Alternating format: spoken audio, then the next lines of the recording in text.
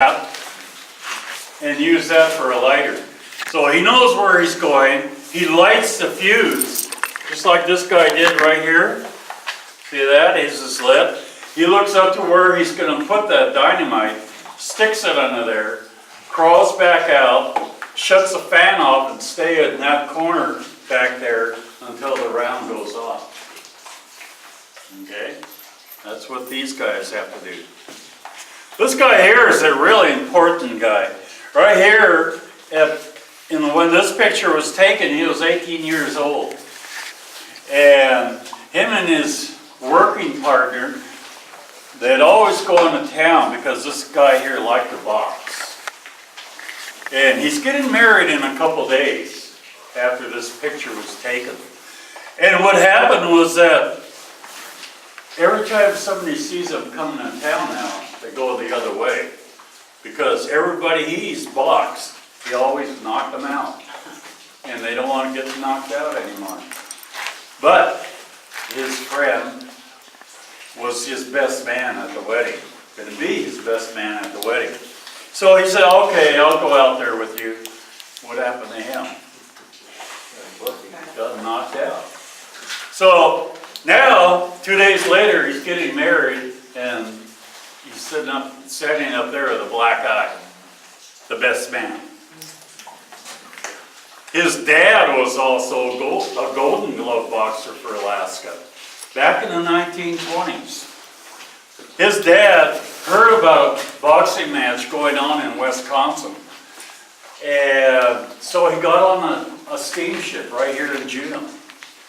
He went all the way to Seattle, and he got on the train there and went over to Wisconsin to box. The heavyweight champ of the world, 1920s. Does anybody know who that was? No? Jack Dempsey. Jack Dempsey was the heavyweight champ back in the 1920s. And his dad and Jack, they boxed all 12 rounds, and they ended up calling it a draw. So, came back and went to work. All right, that's enough sports. We have work to do. So, I have a geologist. He comes in, or she, and says, you need to go in that direction, turn to the left, and keep going to the mother lode. So he's giving us a little diagram. I go in there and I drill out according to the diagram, and I load it up, blast it, and do it again. So I do it twice a day. That's nowadays. Back in the 1800s, you remember all these miners were coming into the creek and they're panning all that gold nuggets out of the creek? And as they're going along, they clean up all that and they're coming up and getting new ones, and all of a sudden they hit the mountain. All that water's gushing out, and that's where all the gold was laying. Now they have to get that out from the mountain. And the geologist came up and said, hey, John, you need to go in that direction because there's a vein of gold right through there. And we want you just to go in and follow that vein, wherever that vein is going. We didn't have the technology to build all this here tunneling. So what they did was they only made their tunnel 2 feet wide and 4 feet high. So these miners would be down there going like that, developing their tunnels. This is how they started off. So this is what they did. The geologist said, okay, you need to go in that direction, and this is all they had to work with back in the early 1900s. One of these steel bars, and they put a chisel tip on the end.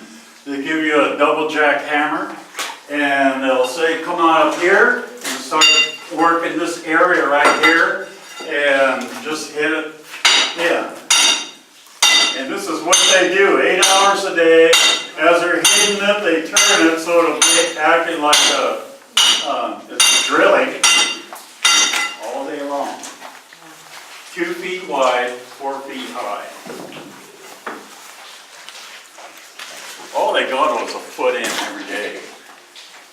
And then the next crew will come in, they'll get a foot in a day, all the way through. Okay? So, now, 19 1930s come along, they invented this here machine right here. This here is called the jackleg. Okay? This is going to drill all the holes now, 14 feet in. That's taking the place of this here foot a day anymore. So now I have a machine that runs on air, and it runs on a hydraulic stand. When it lifts up this 120 pounds, I can put it anywhere on this here tunnel and drill, no problem. So what I do is I have a geologist comes in and says, you need to go in that direction. This is going to be your center. So they put a paint mark right here, all the way down to there. That's going to be my center right here. This spot right here. It used to be over here, but now they moved it to there. So we're turning towards Mother Lode. Okay. So what we have here is I drill out what they call a 9-hole. Okay. So what I have here is the first hole, that center hole. It's going to be a 3-inch diameter hole. The biggest part of the drilling. So I drill that. That's going to be the center mark. And then I drill 8 holes all the way around it. Those are only 1.5 inches in diameter. Half of the size. That's big enough to stick a dynamite in that hole after I'm done. So what I do is I take and I drill out all 8 of these holes, and that's going to be the center. And what I'm going to do is drill all these holes. They told me to drill it 8 feet wide and 8 feet down. And so I put a hole every 2 feet, right, like that. And all the way down here. And then all the way across, up and down. So now I have 36 holes to drill out. After I'm done with all that, I take a stick of dynamite and I put a blasting cap in that first one. It has a long 16 to 18 foot cord. And that cord has little pinches on it. That's going to make it blow up. So what I do is I come in here and I grab my dynamite stick with the blasting cap in it. And I use this here powder stick. And I shove the dynamite into the hole here. And I shove it all the way back, because I can't reach there. And I tap it in. Now I have 13 more other sticks of dynamite to stick in that same hole. I push them all in, tap them in, get it nice and tight, and when it blows up, it'll make a nice arch, just like this. That's what we want.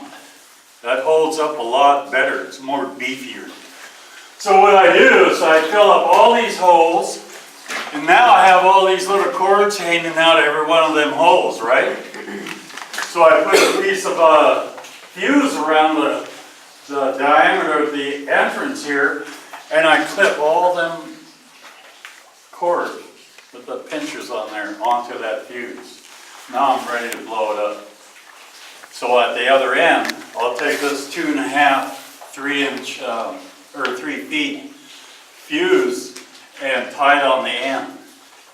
Nowadays, we have to make them 6 feet long. So that gives you 6 minutes to do the job. I come in here, it only takes me 2 minutes to light the round and walk away.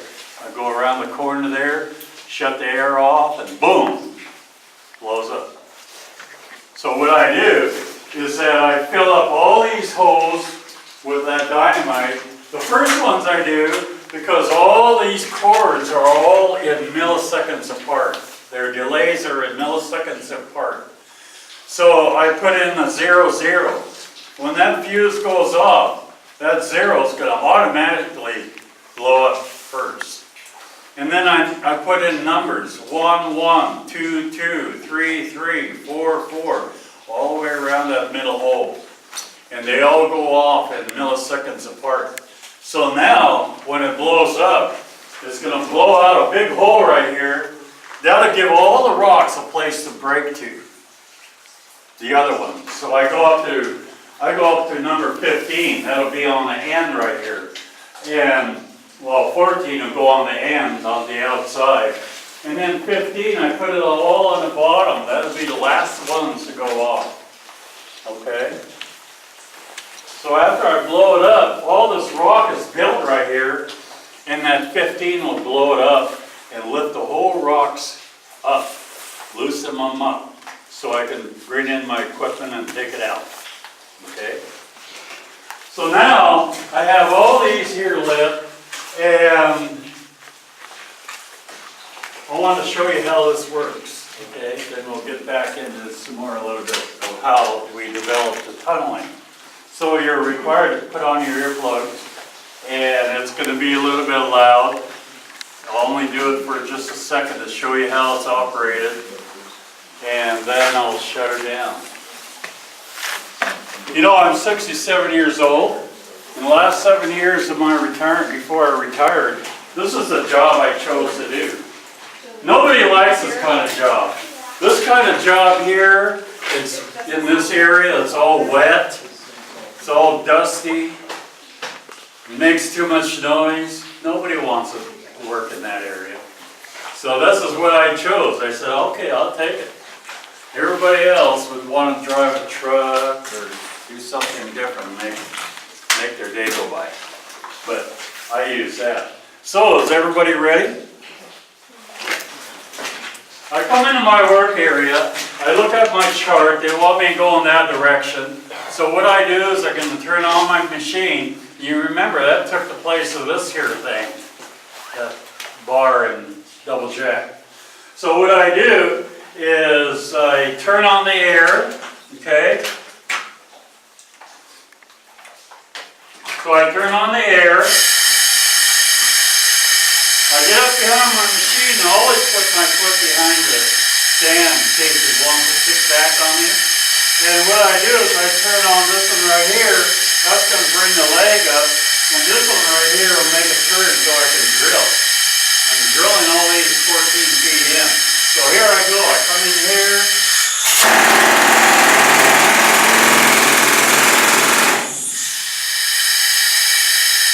That's all I'm going to do.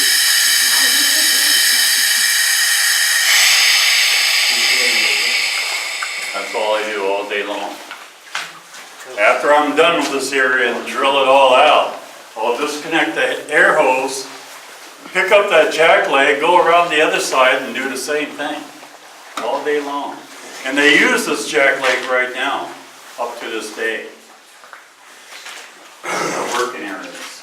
So now I have all this drilled out and I blew it up. Now I have to come in with a water hose and start watering down everywhere, all over this little tunnel. So I take and I water down everything right here. I'll water down the big rock pile right here. So I'm knocking down all the dust, and so I can come back and do it again.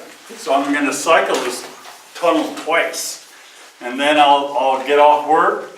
Another crew would come in and they'll do their twice. So we're always following each other every day, every day. So I come in here, I wet down everything. After